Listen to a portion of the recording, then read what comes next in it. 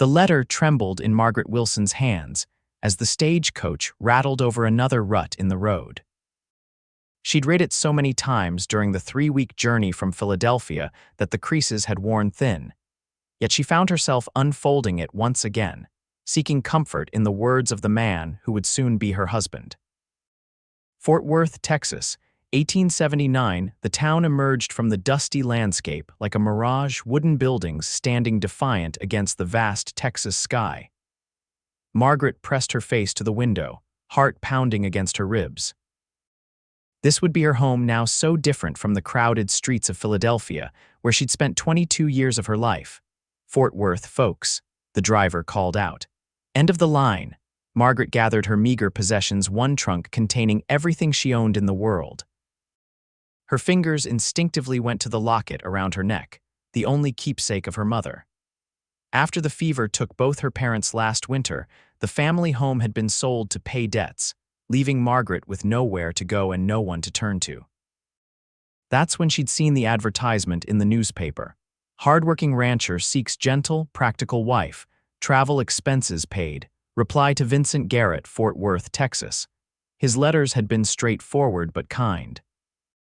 He wrote of his cattle ranch outside of town, of the small but sturdy house he'd built with his own hands, of his hope for a family. He hadn't asked for beauty or wealth, just companionship and a woman who could help run a home. Margaret had sent him her daguerreotype along with her acceptance, and he'd promptly sent funds for her journey. The stagecoach lurched to a halt, and Margaret clutched her worn leather handbag tightly. This was it. There would be no turning back now. Miss Wilson. A tall figure approached as she stepped down from the coach, squinting in the bright Texas sunlight. Vincent Garrett stood before her, hat in hand, the sun casting his face in sharp relief. He was taller than she'd imagined, with broad shoulders and a lean frame hardened by work. His skin was tanned from countless days under the Texas sun, and there were small creases around his eyes that spoke of both laughter and squinting into the distance. Dark hair, touched with copper in the sunlight, fell slightly over his forehead as he removed his hat. "Mr. Garrett," she replied, trying to keep her voice steady. "I'm pleased to make your acquaintance at last." His eyes, a surprising shade of blue against his sun-darkened skin, studied her face carefully. "The journey was comfortable, I hope." "As comfortable as could be expected," Margaret answered honestly, remembering the endless days of dust and jostling. Vincent nodded, a small smile softening his features. "You must be exhausted." He reached for her trunk. "My wagon's just over yonder." As they walked side by side, Margaret was acutely aware of the curious stares from townspeople going about their business. Fort Worth was no small settlement, but newcomers, especially unmarried women, were still a noteworthy sight. "We'll head to the courthouse first," Vincent said, loading her trunk into the back of a sturdy wagon. "Reverend Miller can perform the ceremony there if that suits you." Margaret's heart leaped into her throat. She'd known, of course, that they would wed immediately upon her arrival. It was the arrangement they'd agreed to in their correspondence, but the reality of marrying a stranger within hours of meeting him suddenly seemed overwhelming. "Unless you'd prefer to rest first?" Vincent asked, noticing her hesitation. Margaret squared her shoulders. "No, that won't be necessary. The courthouse will be fine." The ceremony was brief and businesslike. Reverend Miller spoke the traditional words while the county clerk and his wife served as witnesses. Vincent's hand was steady as he slipped a simple gold band onto Margaret's finger, a ring that had belonged to his mother. He explained quietly. "I now pronounce you man and wife," the Reverend concluded, closing his Bible with a soft thump that seemed to echo in Margaret's ears. Just like that, she was Mrs. Vincent Garrett. The ride to the ranch took nearly 2 hours. Vincent pointed out landmarks along the way: the creek that ran through his property, the rolling hills where his cattle grazed, the distant outline of the mountains. Margaret tried to take it all in, but her mind was still reeling from the day's events. "There it is," Vincent said at last, nodding toward a house that appeared on the horizon. Home. The house was modest but sturdy, built of timber with a small porch across the front. Nearby stood a barn and several outbuildings. A vegetable garden, partially fenced against wildlife, grew to one side. It was simple but well-maintained, the home of a man who took pride in his work. "It's not much compared to what you might be accustomed to in Philadelphia," Vincent said, a note of uncertainty in his voice. "It's lovely," Margaret replied honestly. After months of boarding in cramped quarters following her parents' deaths, the open space and solidity of the ranch house was deeply appealing. Vincent helped her down from the wagon, then carried her trunk inside. Margaret followed, taking in the main room with its stone fireplace, wooden table and chairs, and simple furnishings. "The bedroom's through there," Vincent said, gesturing to a door on the right. "There's a spare room as well, which I thought could be for children someday. But for now, you can use it to store your things if you like." Margaret nodded, feeling a blush rise to her cheeks at the mention of children. "Are you hungry?" Vincent asked. "You must be after that journey." "Yes, I could eat," she admitted. "If you'll show me the kitchen, I'll prepare something for us." Vincent led her to the back of the house, where a cast iron stove dominated one wall of a functional kitchen space. Cupboards held provisions, and a pump at the sink promised running water, a luxury Margaret hadn't expected. "I'll leave you to it then," Vincent said. "I need to check on the livestock before sundown."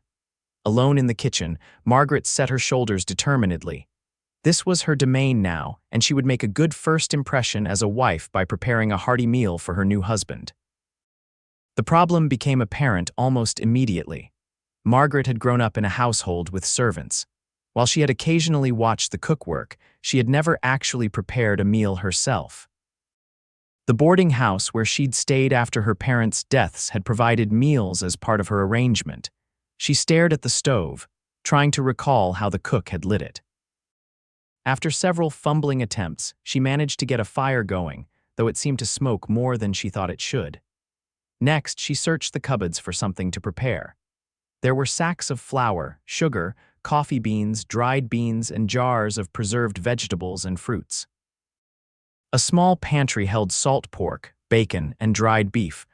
Margaret decided on biscuits. She'd seen them made dozens of times, and salt pork. How difficult could it be?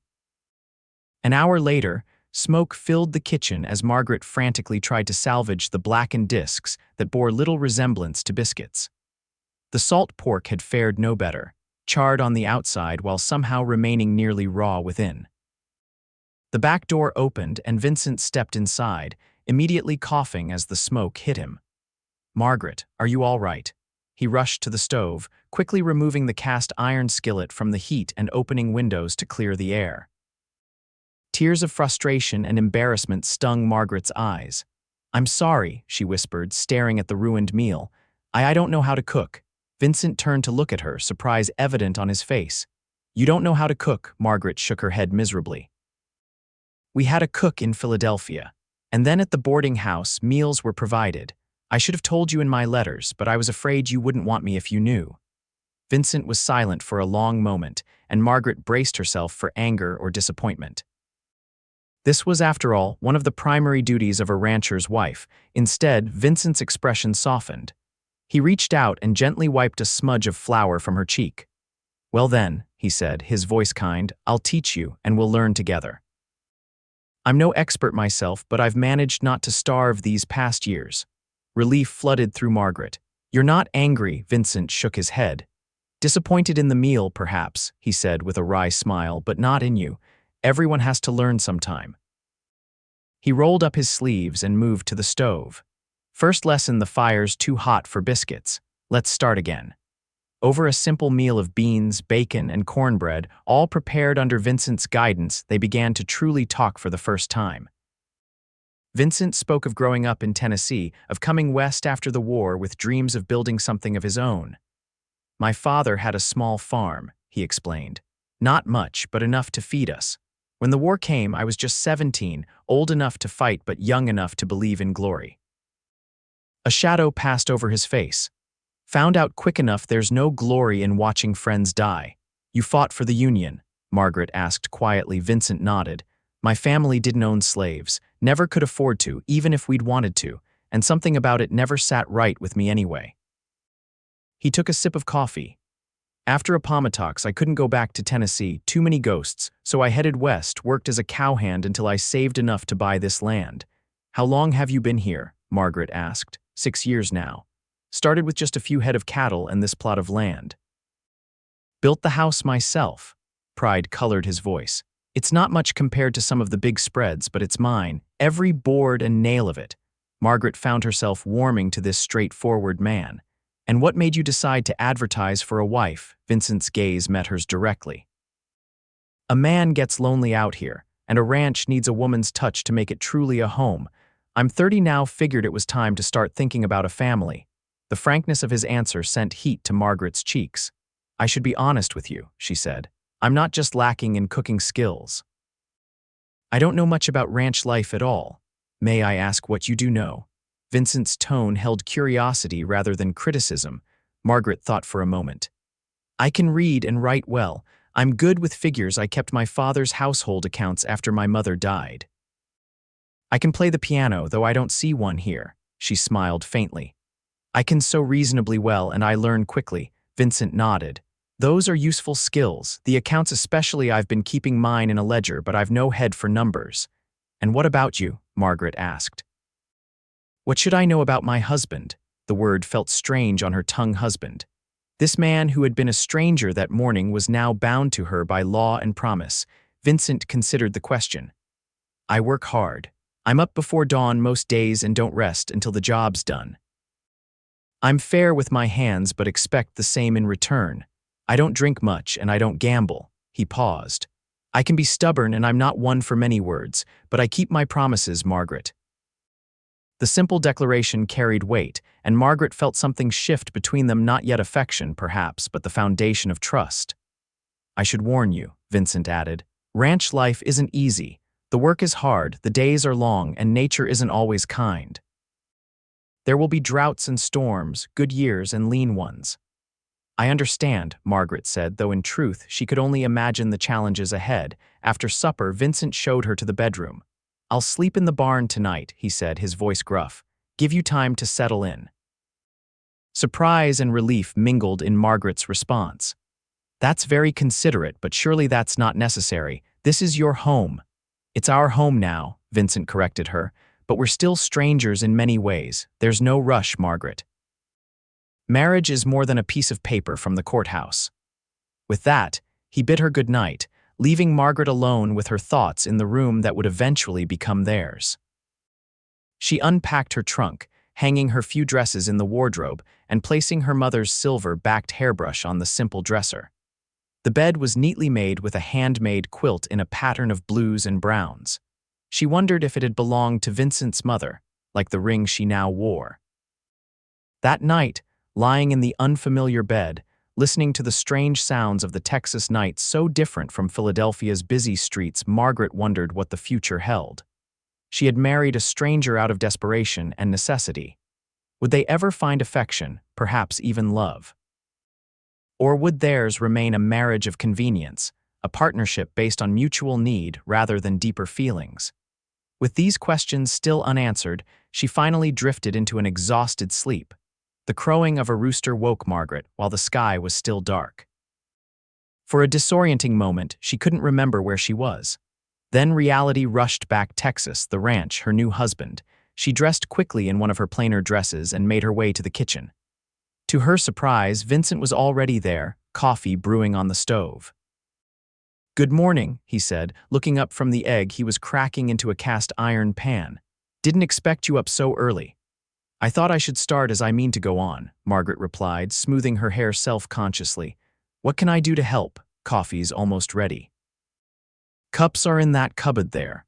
Margaret set the table while Vincent finished cooking a simple breakfast of eggs and bacon. As they ate, he outlined the day ahead. I need to ride out and check on the herd, he explained. Won't be back till midday. Thought you might want time to get familiar with the house. He hesitated. There are chickens that need feeding in the coop out back, eggs to collect too. Think you can manage that? Margaret nodded, determined not to disappoint him again. I'll learn whatever needs doing. A ghost of a smile crossed Vincent's face. That's a good attitude to have out here. He rose from the table. I'll show you the chicken coop before I ride out. The chickens proved to be a challenge Margaret hadn't anticipated. The feathered creatures fluttered and squawked around her feet as she attempted to scatter feed, and collecting eggs from beneath suspicious hens was an exercise in courage she hadn't prepared for. Still, she persevered, returning to the house with half a dozen eggs and only minor pecking injuries to show for her efforts. The rest of the morning passed quickly as Margaret explored her new home more thoroughly. The house was simple but solid, with 2 bedrooms, the main living area, and the kitchen. A small room off the kitchen served as a pantry and storage area. Everything was plain but functional, with occasional touches: a carved wooden frame around the mirror, a colorful quilt, a well-crafted rocking chair that spoke of care and craftsmanship. Outside, beyond the chicken coop, she discovered a small kitchen garden with herbs and vegetables. Some plants she recognized: tomatoes, beans, and carrots, while others were unfamiliar. Making a mental note to ask Vincent about them, she continued her exploration. The barn was larger than she'd expected, with stalls for several horses, storage for hay and feed, and a workshop area filled with tools. Everything was organized and well-maintained, further evidence of Vincent's methodical nature. By midday, Margaret had worked up the courage to attempt another cooking venture. Drawing on the morning's lesson, she carefully controlled the stove's heat and managed to produce a passable cornbread and beans, supplemented with some of the bacon left from breakfast. Vincent returned just as she was setting the table, his shirt damp with sweat, his face dusty from the trail. "Something smells good," he said, hanging his hat on a peg by the door. Margaret felt a small surge of pride. "It's nothing fancy, but it's not burnt this time." Vincent washed up at the pump outside before joining her at the table. He took a bite of the cornbread and nodded approvingly. "You're a quick learner." "I had a good teacher," she replied, and was rewarded with a brief smile that transformed his serious face. Over the meal, Vincent spoke of the cattle, the condition of the grazing lands, and the prospects for the coming season. Margaret listened attentively, asking questions when something wasn't clear. "You've got about 50 head, she clarified, mentally calculating the potential value. Vincent nodded, hoping to build that to 100 by next year if the breeding goes well and we don't lose too many to sickness or predators. "And you sell them in Fort Worth, drive them to the stockyards there?" "Yes, usually twice a year. Got a small drive coming up next month, actually." "Just 15 head ready for market now." Margaret considered this information. "Who helps with the drive? Surely you don't manage all those cattle alone." "I hire a couple of hands for the drives," Vincent explained. "Rest of the time I manage on my own. It's not a big operation." "It sounds like a lot of work for one man," Margaret observed. Vincent shrugged. "Been doing it this way for years, though I admit having help around the place will make a difference." He looked at her directly. "Having you here will make a difference, Margaret." The simple statement warmed something inside her. After the meal, Vincent showed Margaret the ledger where he kept his accounts. The book was neat but basic, recording expenses and income with minimal detail. "I can see where we could improve this," Margaret said, flipping through the pages. "With more detailed records, we could track which expenses bring the best return, where we might save money." Vincent looked impressed. "I'd welcome that. Numbers make my head ache." They spent the afternoon working together, Vincent repairing a broken fence near the house while Margaret reorganized the pantry, taking inventory of supplies and planning future meals. That evening, Vincent again offered to sleep in the barn, but Margaret hesitated. "There's no need for that," she said carefully. "The bed is large enough. We can share it if that's agreeable to you." Vincent studied her face. "Are you certain?" Margaret nodded, though her heart fluttered with nervous anticipation. "We are married, after all." Their first night as husband and wife was awkward but tender. Vincent was gentle and considerate, clearly mindful of Margaret's inexperience. Afterward, lying beside him in the darkness, listening to his breathing slow into sleep, Margaret felt a curious mixture of emotions: relief that this aspect of marriage had been faced, gratitude for his kindness, and a growing warmth toward this man who was her husband. The days began to establish a rhythm. Vincent rose before dawn to tend to the livestock and check the property. Margaret learned to prepare breakfast and pack a midday meal if Vincent would be riding far from the house.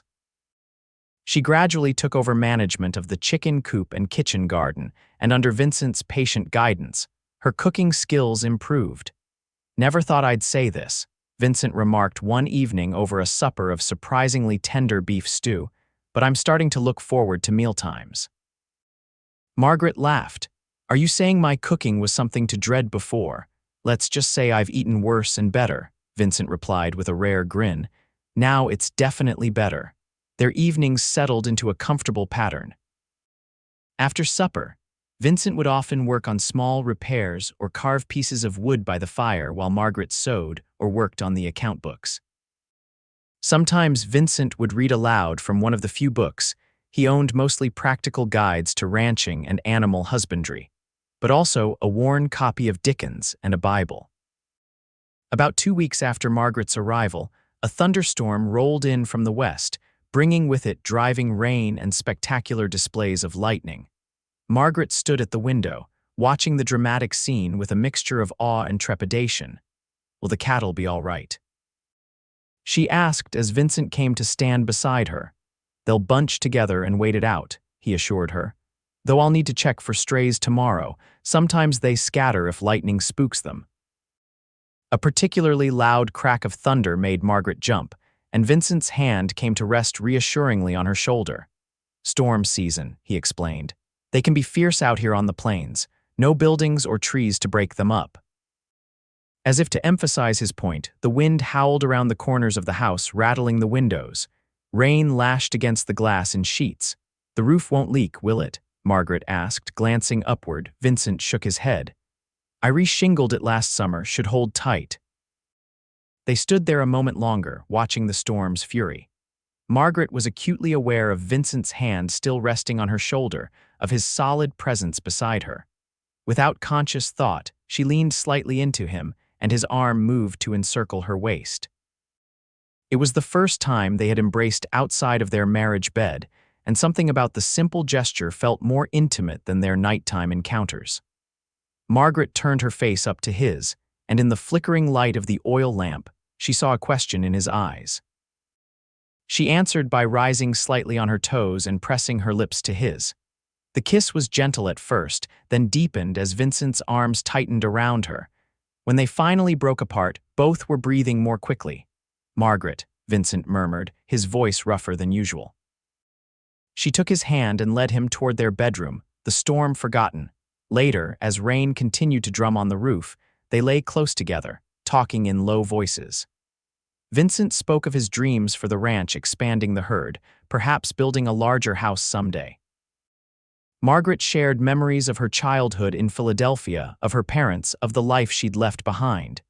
"Do you regret coming here?" Vincent asked, his finger tracing the curve of her shoulder. Margaret considered the question seriously. "No," she finally answered. "It's not what I expected my life would be, but I'm not unhappy."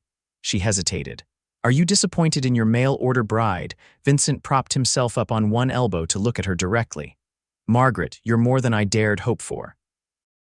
You may not have come knowing how to cook, but you've learned quickly. You're smart, you work hard, and you haven't complained once about the hardships here." The sincere appreciation in his voice brought unexpected tears to Margaret's eyes. "Thank you," she whispered. "I'm trying to be a good wife." "You are," he assured her, brushing a strand of hair from her face. "A very good wife." The next morning dawned clear and fresh after the storm.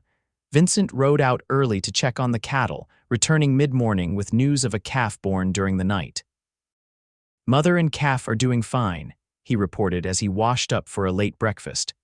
"No cattle lost in the storm, far as I can tell. Found a few strays, but they're back with the herd now." "That's wonderful news," Margaret said, placing a plate of eggs and biscuits no longer burnt before him. "I was worried when I heard how fierce the storm was." Vincent smiled at her concern. "Takes more than a thunderstorm to trouble Texas cattle. They're hardy creatures." As he ate, Vincent seemed to be considering something. Finally, he said, "Would you like to see the new calf?" "It's not too far. We could ride out there after breakfast." Margaret's face lit up. "I'd love to, though I should warn you, I've never ridden a horse." Vincent looked surprised. "Never. Philadelphia doesn't offer many opportunities for horseback riding, at least not in my circle," Margaret explained. There were carriages, of course, but I never learned to ride. Vincent nodded thoughtfully. Well, that's another thing we'll need to remedy. Can't have a rancher's wife who can't ride. He smiled to soften his words. We'll start you on Daisy. She's gentle as they come. After breakfast, Vincent led Margaret to the barn and introduced her to Daisy, a placid chestnut mare with a white blaze down her face. She was my mother's horse, Vincent explained as he showed Margaret how to approach the animal. Been with me since I came west. She's getting on in years now, but she's reliable. He demonstrated how to saddle the horse, explaining each step carefully. Then came the moment Margaret had been simultaneously anticipating and dreading mounting the horse. Vincent's strong hands at her waist helped boost her into the saddle. Keep your back straight, he instructed, adjusting her posture. Hold the reins like this, not too tight, but firm enough to communicate with her. Margaret felt unsteady and far too high off the ground, but Daisy stood patiently, occasionally flicking an ear as if listening to their conversation. I think she knows I'm nervous, Margaret said with a shaky laugh. Vincent patted the horse's neck. She's taking care of you, that's what a good horse does. He mounted his own horse, a tall bay gelding named Thunder, with practiced ease. We'll take it slow. Just follow my lead, and pull back gently on the reins if you want her to stop. The ride was less terrifying than Margaret had feared. Daisy seemed to sense her rider's inexperience and moved with deliberate care. Vincent kept their pace to a walk, staying close beside her and offering encouragement and advice. You're a natural, he said as they approached the pasture where the cows were grazing. Margaret laughed. I think Daisy deserves most of the credit. They dismounted near a small group of cattle, and Vincent led her toward a cow and newborn calf resting in the shade of a lone mesquite tree. There they are, he said, his voice softening. The calf was wobbly-legged and wide-eyed, its coat still damp in places. The mother cow watched them warily but didn't move away. She's a good mother, Vincent explained. Third calf for her. Some of the first-timers get skittish, but she knows what she's doing. Margaret was entranced by the scene. He's beautiful, she whispered. She, Vincent corrected. It's a heifer calf. We'll keep her for breeding when she's old enough. What will you name her? Vincent looked surprised by the question. Don't usually name the cattle except for the bulls sometimes. May I name her then? Margaret asked impulsively. A smile crept across Vincent's face. If you'd like. Margaret studied the wobbly creature. Hope, she decided. Because she was born during the storm and survived, that seems hopeful to me. Vincent's expression softened as he looked at Margaret. Hope it is then.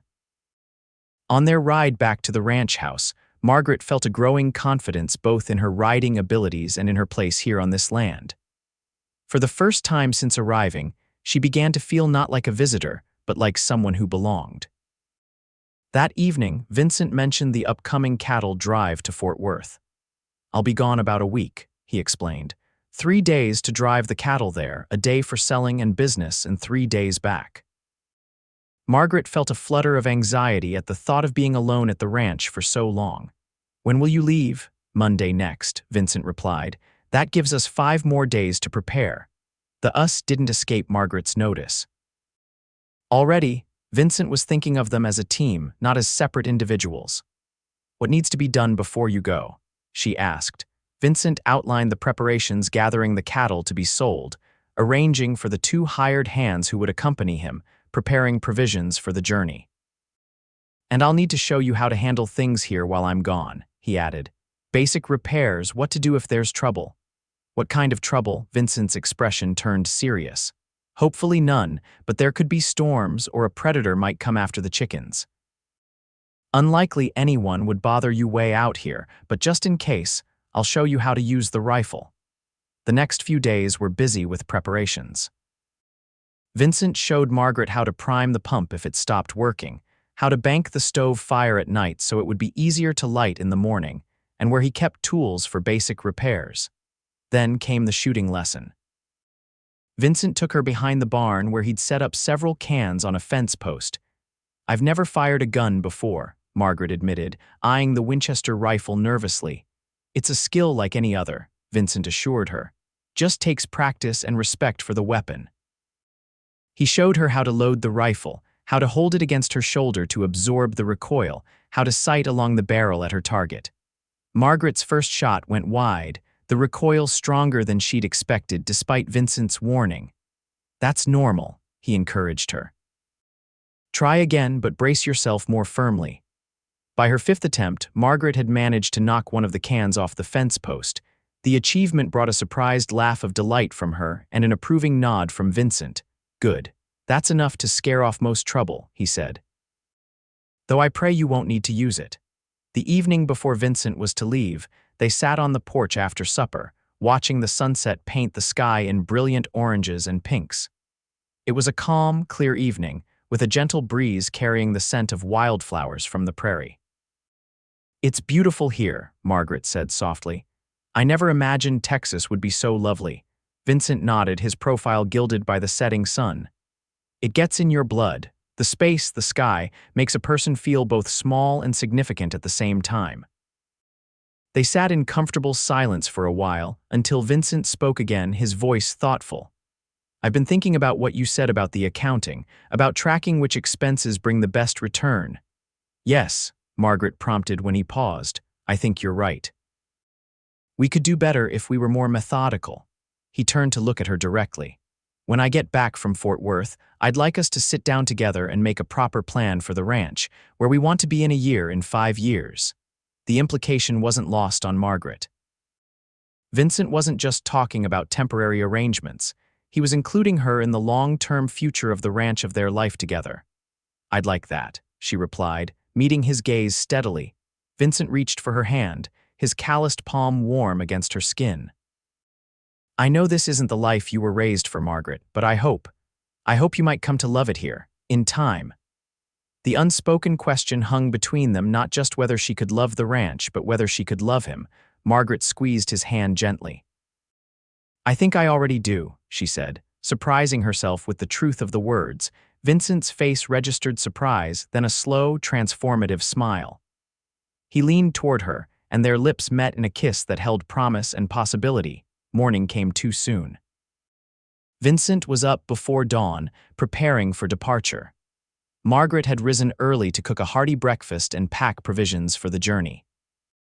The two hired hands brothers named Joe and Frank Thompson arrived just after sunrise, greeting Vincent with easy familiarity and tipping their hats respectfully to Margaret. "Mrs. Garrett," Joe, the elder brother, acknowledged. "Vincent tells us you've been making improvements around here." "Just learning the ropes," Margaret replied modestly. "She's being humble," Vincent said, a note of pride in his voice. "She's reorganized the accounts, got the garden producing better than I ever managed, and she's becoming quite the cook." The praise brought a flush to Margaret's cheeks. After breakfast, the men prepared to depart. The 15 cattle selected for the drive had been gathered in a small pasture near the house, ready to be moved out. Vincent took Margaret aside for a final word before mounting up. "Remember what I showed you. Keep the rifle handy, just in case, though I don't expect any trouble." Margaret nodded, fighting back unexpected tears. It was foolish to be so emotional. He would only be gone a week, but the thought of being without him suddenly seemed unbearable. "I'll be fine," she assured him. "Just come back safely." Vincent cupped her cheek with his hand, his eyes serious. "Count on it." Then, in a gesture that surprised both of them, he leaned down and kissed her forehead. "Take care of yourself, Margaret." With that, he mounted Thunder and gave the signal to move out. Margaret stood on the porch, watching until the dust from the small herd disappeared over the horizon. The first day alone passed uneventfully. Margaret kept busy with her normal tasks, tending the chickens, working in the garden, preparing meals that she now ate in solitude. The silence of the house was profound after the sounds of Vincent's presence, his boots on the wooden floor, the low rumble of his voice, the rhythmic motion of his knife as he whittled by the fire in the evenings. On the second day, Margaret decided to reorganize the pantry. Vincent had mentioned before leaving that they would need to stock up for winter once he returned from selling the cattle, and she wanted to make space for new provisions. As she worked, a nagging thought kept returning. Vincent had been teaching her to cook, but her repertoire was still limited to basic dishes. If she could surprise him with new skills upon his return, perhaps that would please him. The idea took hold, and Margaret remembered the small collection of books on the shelf in the main room. Surely there might be a cookbook among them. Her search proved fruitless until she thought to look in the chest at the foot of their bed, where Vincent kept some personal items.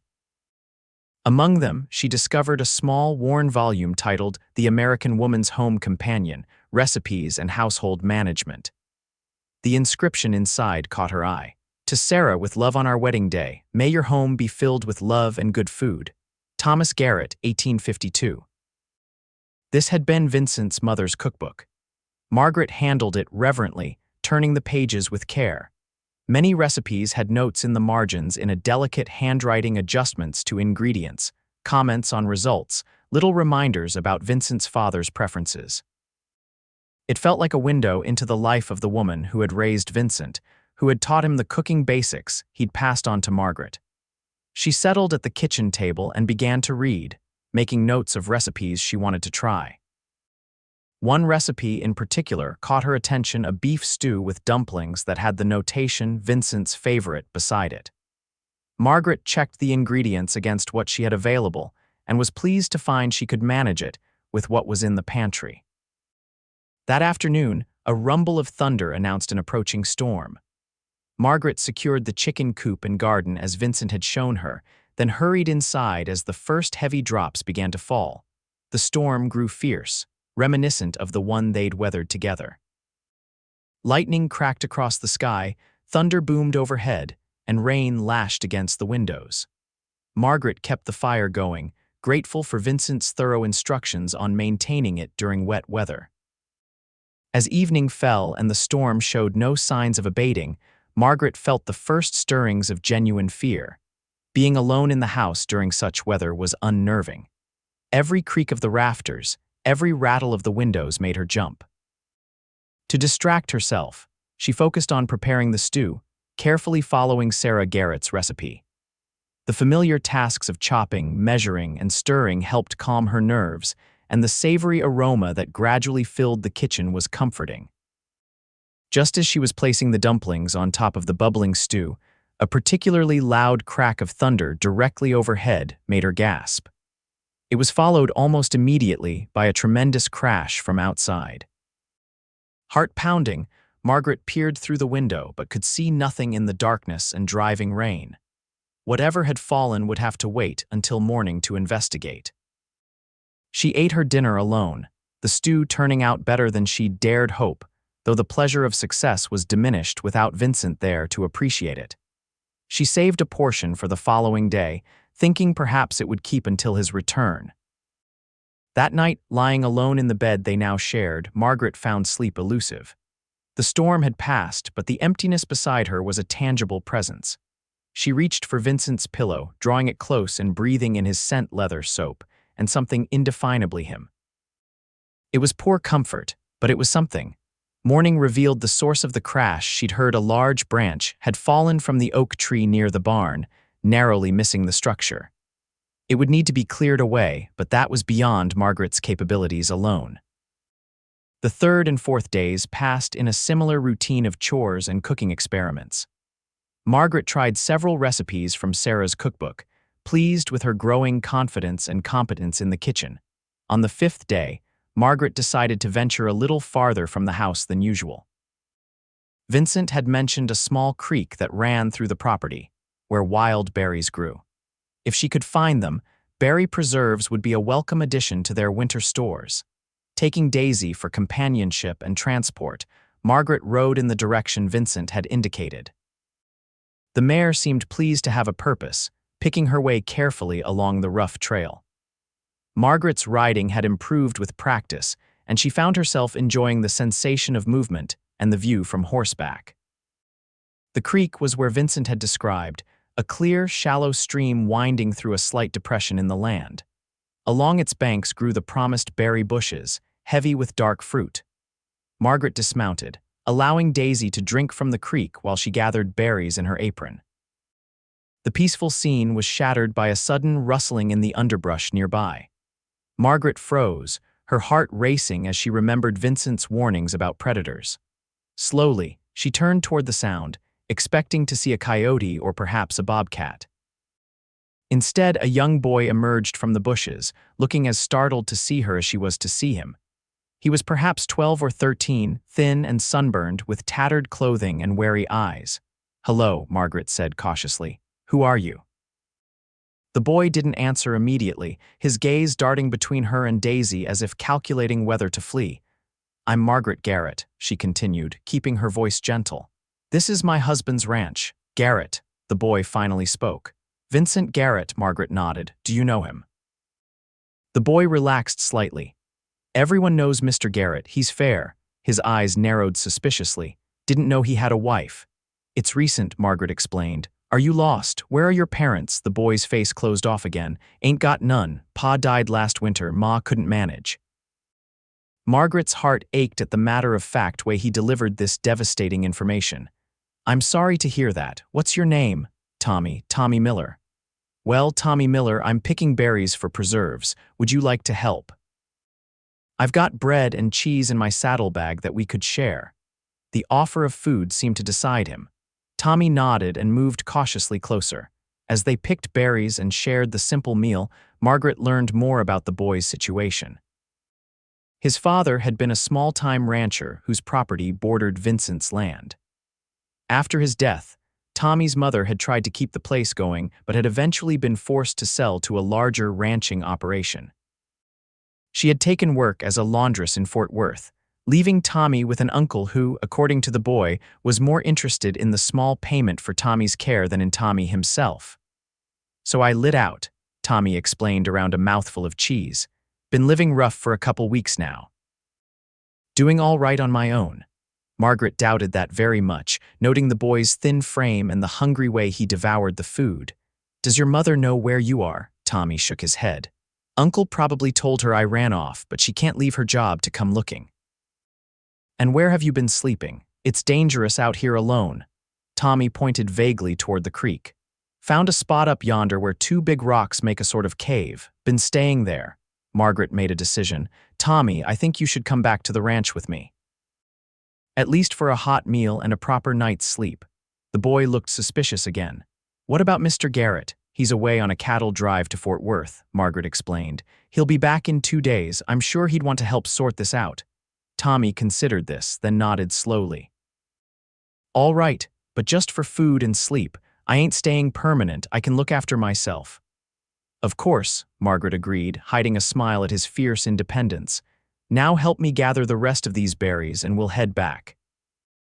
At the ranch house, Margaret heated water for Tommy to wash up while she prepared a substantial meal.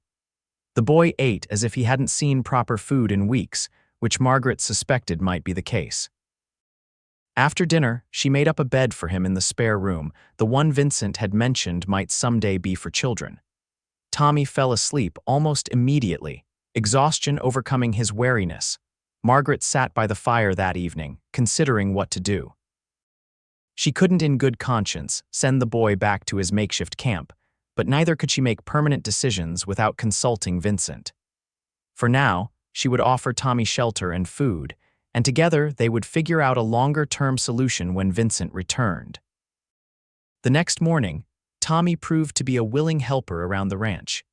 He knew far more about livestock and ranch work than Margaret did, having grown up in similar surroundings. He helped her with the chickens, showing her a better way to scatter their feed to ensure all got their share, and fixed a loose board on the coop that she hadn't even noticed was a problem. "You're very handy," Margaret observed as Tommy expertly hammered the board back into place. "Where did you learn these skills?" "Pa taught me," Tommy said with a hint of pride. "Said a man needs to know how to fix what's broken."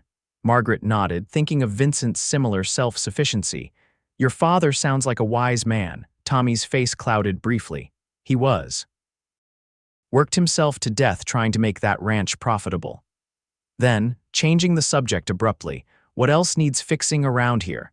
They spent the day productively, Tommy pointing out small repairs that needed attention and helping where he could. Margaret showed him how to make biscuits, and the boy proved to have a natural touch with the dough that she rather envied. That evening, as they sat on the porch watching the sunset, Tommy asked, "Why'd you marry Mr. Garrett? You talk different than folks around here." "You're not from Texas, are you?" Margaret considered how to answer. No, I'm from Philadelphia in the East. I came west because there was nothing left for me there after my parents died. She hesitated, then decided on honesty.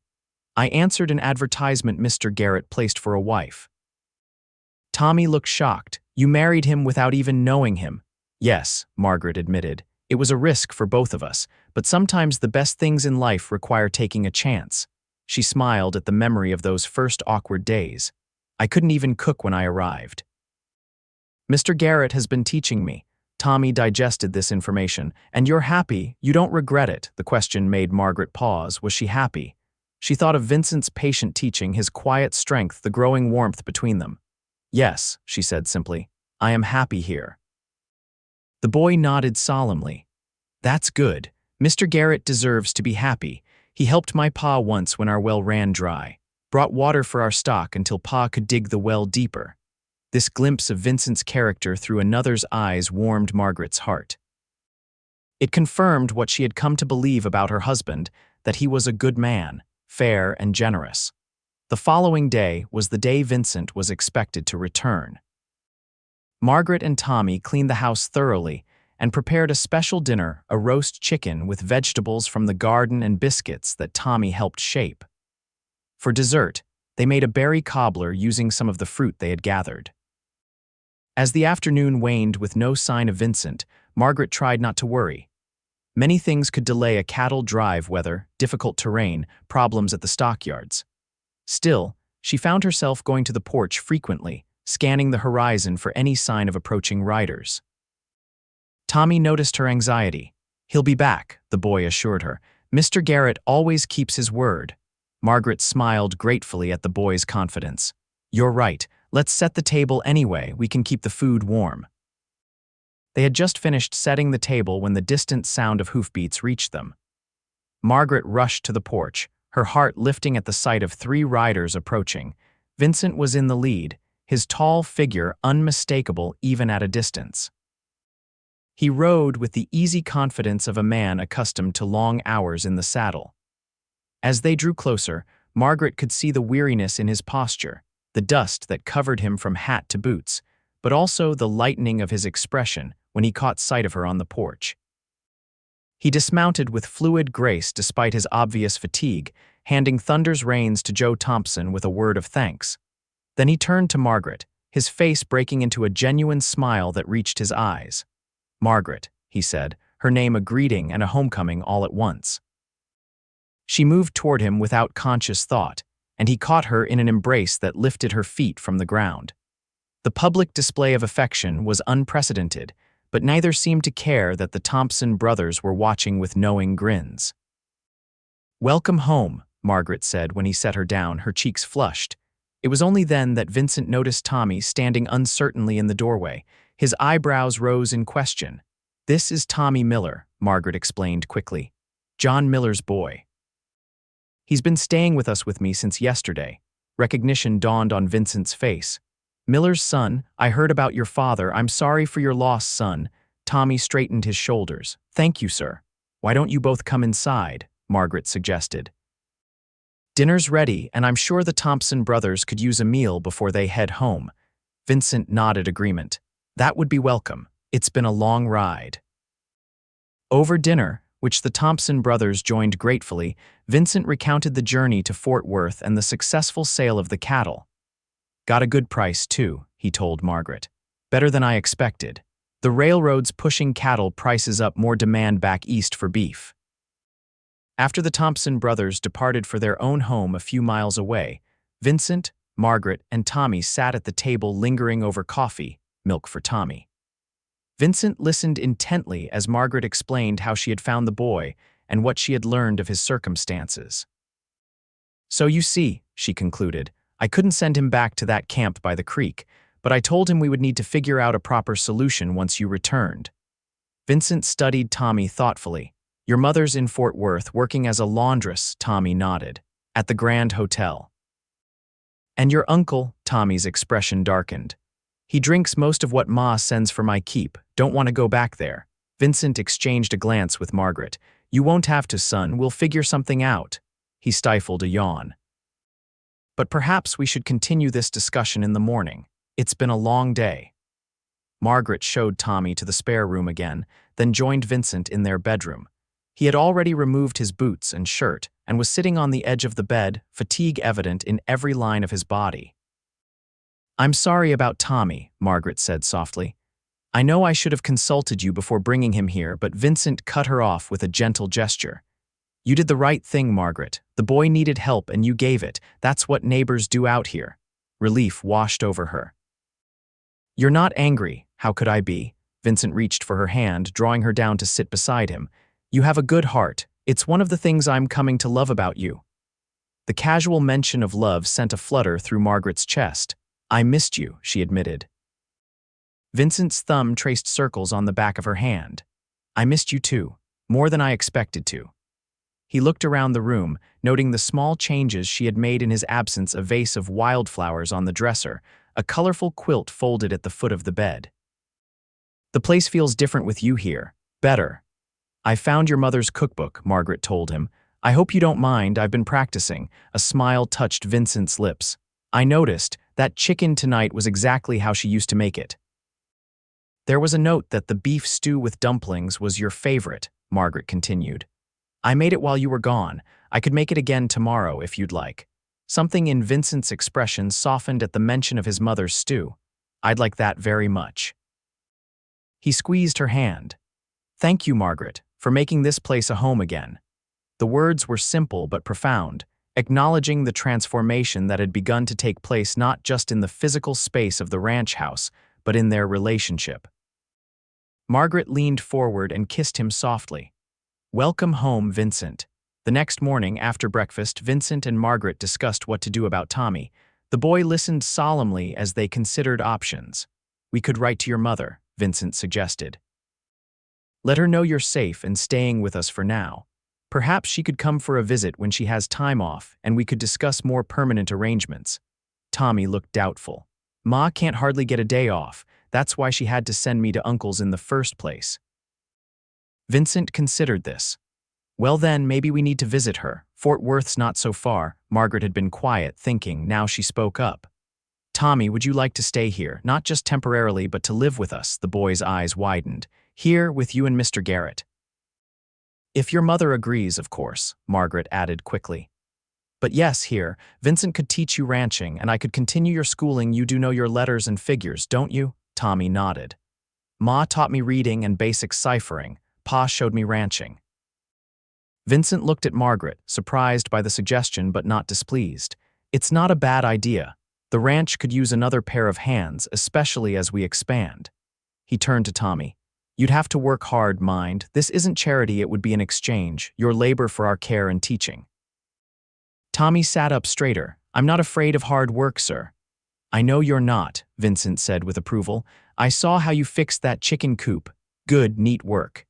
"Then it's settled," Margaret said, her heart light with the rightness of the decision. "We'll write to your mother today, explaining the situation, and invite her to visit when she can. In the meantime, you'll stay with us." Tommy's face showed a mixture of hope and wariness, as if afraid to believe in this sudden change of fortune. "You really mean it, I can stay." "We really mean it," Vincent confirmed, his voice firm. The boy's face broke into the first genuine smile Margaret had seen from him. "Thank you, sir. Madam, I won't let you down." Later that day, after Tommy had gone to collect eggs from the chicken coop, Vincent found Margaret in the kitchen, starting preparations for the promised stew.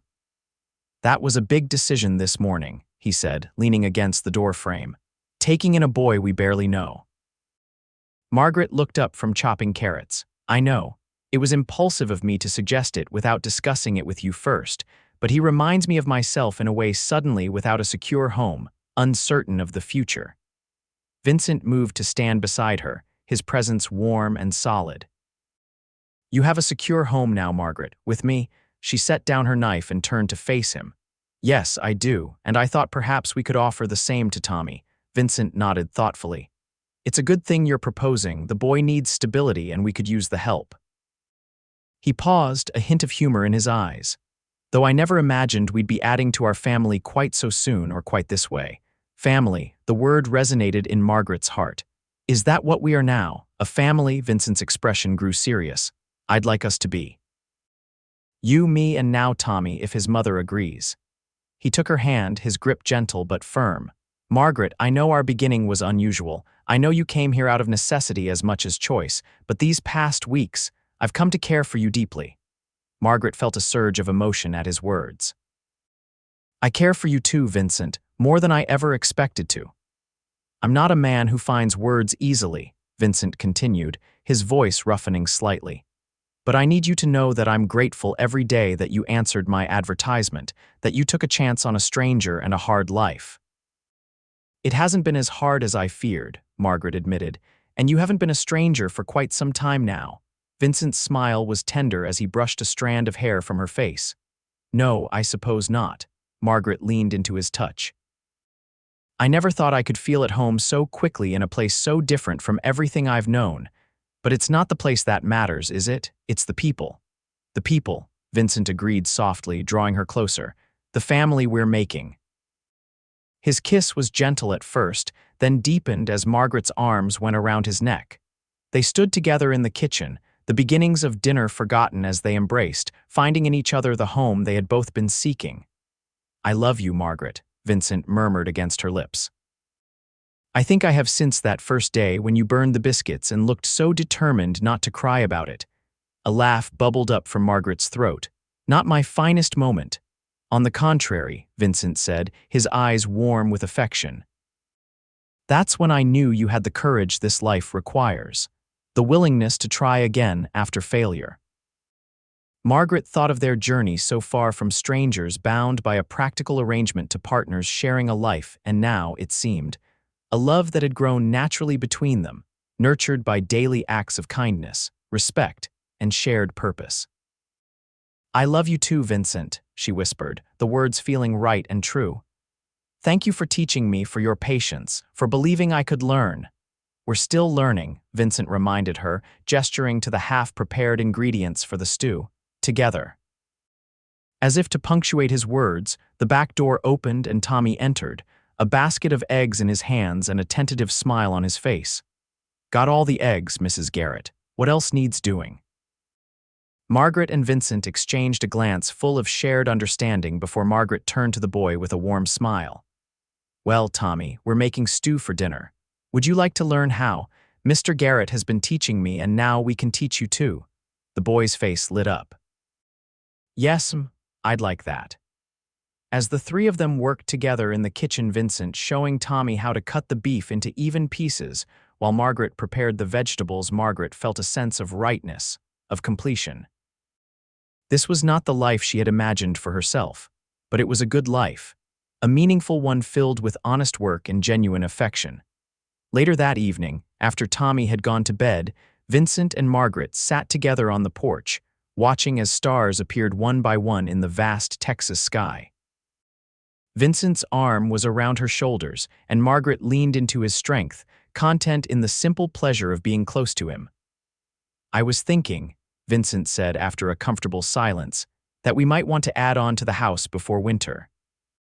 Another proper bedroom for Tommy, maybe a larger kitchen for you. Margaret smiled at the evidence of Vincent's forward thinking. That sounds wonderful. And perhaps someday we might need even more room. Vincent caught her meaning immediately, his arm tightening around her. Children of our own, you mean, if we're blessed that way, Margaret said softly. Would you want that? Very much, Vincent replied, his voice rough with emotion. A son with your quick mind or a daughter with your gentle spirit. The tenderness in his tone made Margaret's heart swell.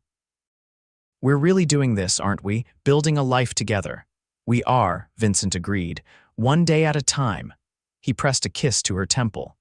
And I can't think of anyone I'd rather build it with than you, Margaret Garrett.